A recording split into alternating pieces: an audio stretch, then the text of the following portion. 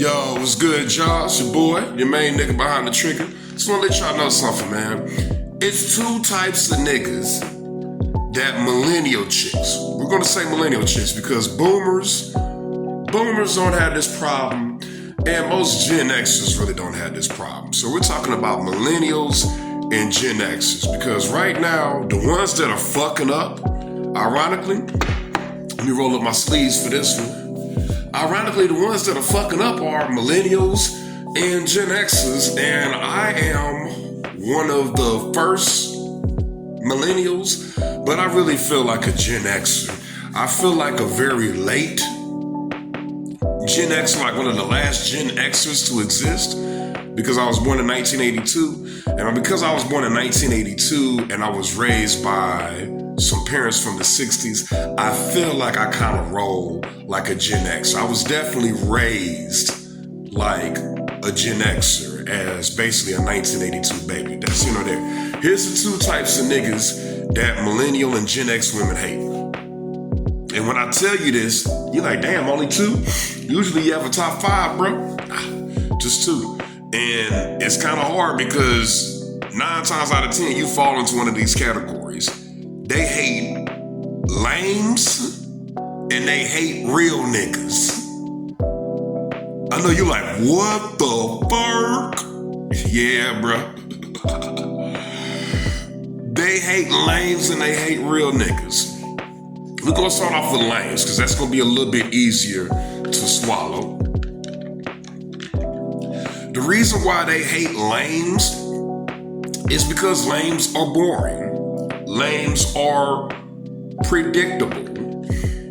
Lames have no edge. Lames have no flair. Most lames are not tough. And then we're gonna circle back around to just boring. Bitches need excitement. They need constant entertainment. So all of my guys that are in a relationship, whether you live with the woman or the woman lives with you, or whether it's a situation to where you're able to visit her on the weekends and kind of see how she's living.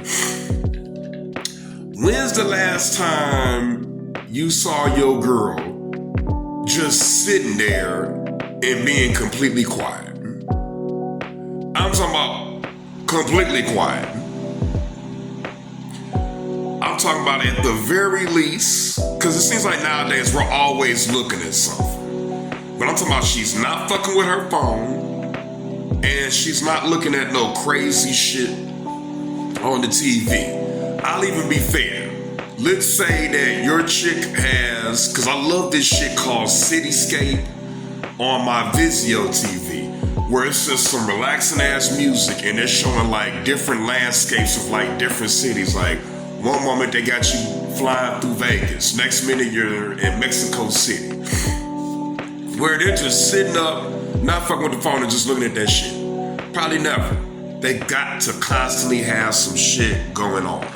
So if they're fucking with a lame, there's not no excitement.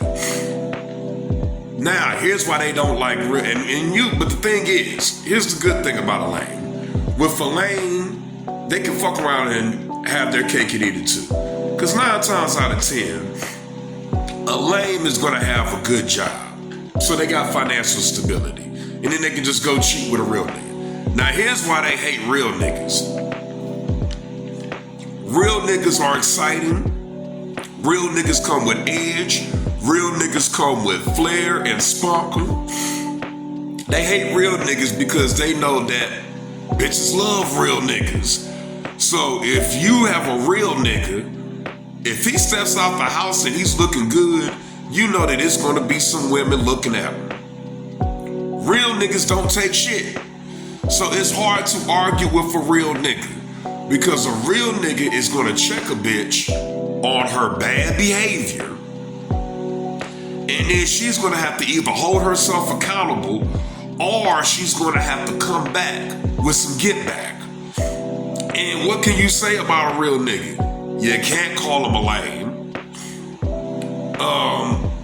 9 times out of 10, a real nigga isn't ugly, so you can't call him ugly.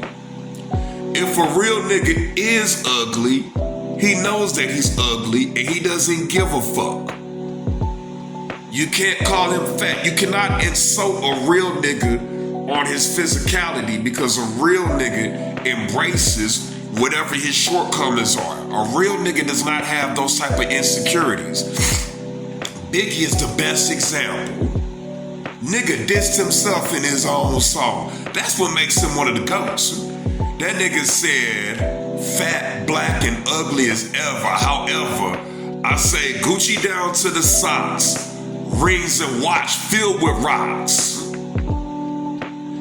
You could never call Biggie a fat piece of shit because he knew that he was a fat piece of shit. So that's the thing about real niggas. You can't say, oh, well, you got a big ass nose. Yeah, I got a big old schnozzle. And you feel that motherfucker every time I'm eating that pussy. Real niggas know how to make fun of themselves. So it's hard to argue with real niggas. Real niggas come with facts. And when you get hit with facts, you have to be held accountable. Think about it. The police. The police ain't nothing but motherfuckers with guns that hold you accountable for the stupid shit that you just did. So when a chick is fucking with a real nigga, it's kind of like being around the police. As soon as you fuck up, here's a real nigga. Bitch, why you ain't cook something? Bitch, why you ain't make up the bed? Bitch, why does this bathroom look like this? Bitch this, bitch that. That's the problem with real niggas. And you can't cheat on a real nigga. Because if you cheat on a real nigga, only thing you're gonna do is just go hang out with another real nigga. And the most you're gonna get out of another real nigga is a few sex sessions. Because the moment that you and that other side real nigga start becoming a situation, he's gonna be doing the same thing, checking you. Now you're getting checked by two real niggas. Ain't nobody got time for that. And a chick that's dating a real nigga is not going to cheat on him with a lane. Because the sex ain't gonna be the same. She's not gonna be mentally stimulated or anything. So at the end of the day, if a chick is dealing with a real nigga, she's just stuck. She's stuck like Chuck, and she just has to deal with being held accountable. And a woman being held accountable, that is hell on fucking earth, y'all. You gonna hold me accountable? I can't just get away with shit because I'm pretty? Hold up, When I was growing up, because of the fact that I was a pretty little girl, I was told that I'm a princess. Daddy used to call me his little angel. Me, myself, I call my daughter Pumpkin. Yeah. When you grow up being called pumpkins and angels and princesses, you grow up believing that shit. See, the one cool thing about being a dude is very rarely does your mother, and definitely not your father, but your family doesn't call you a king. Nah, you ain't a king.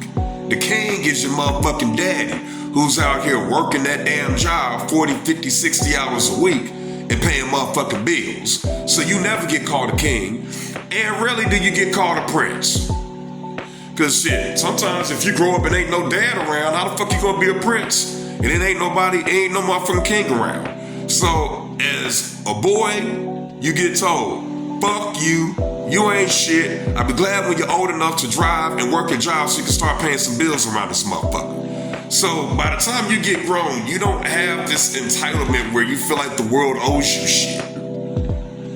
The only people, as a man, the only people that you feel owe you something is your job.